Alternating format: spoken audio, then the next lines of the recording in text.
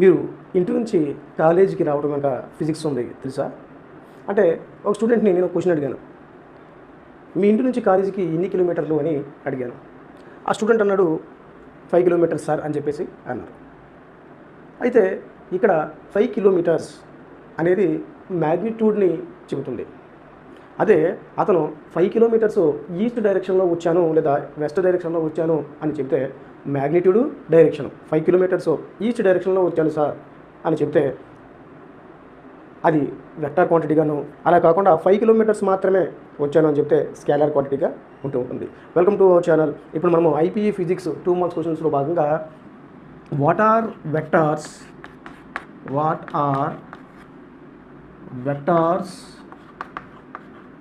And scalars అనే దాని గురించి మనం మాట్లాడుకుందాం. అంటే స్కేలార్ అంటే the quantity which have only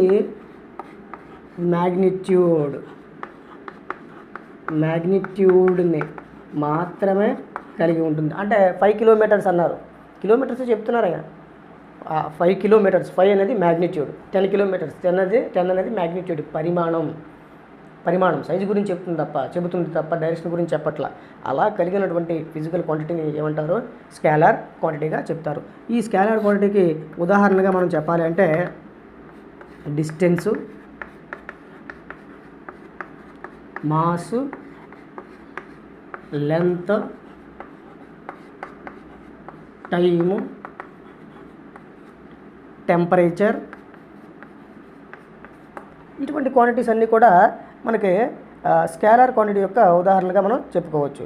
ఇప్పుడు డిస్టెన్స్, స్పీడ్, వీటిని స్కేలార్ క్వాంటిటీకి ఉదాహరణగా చెప్తారు. మాస్ అన్నాము, మాస్ ఏంటి?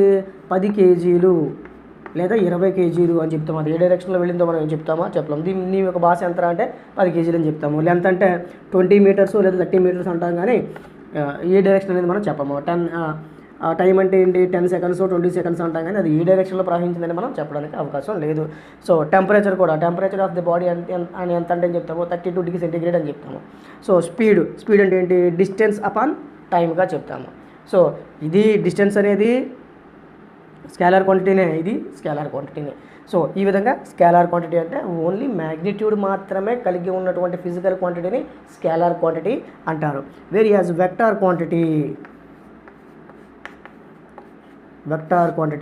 అంటే దీనికి బోత్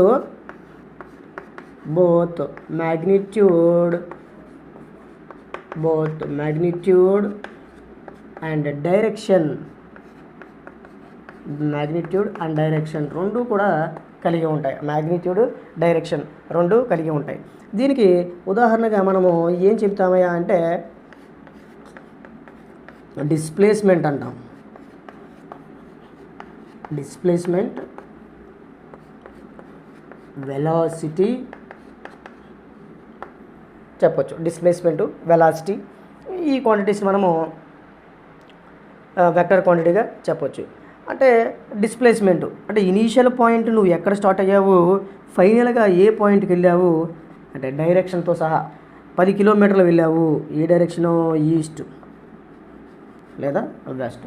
సో వెక్టర్ని రాసేటప్పుడే ఏదైనా ఫర్ ఎగ్జాంపుల్ ఏ అనేది వెక్టర్ రూపంలో రాయాలి అంటే ఈ పైన ఉన్నది ఇలా ఈ బార్ పెడతాను చూడండి. ఈ బార్ అనేది దీని యొక్క మ్యాగ్నిట్యూడ్, పరిమాణం చెబుతుంది.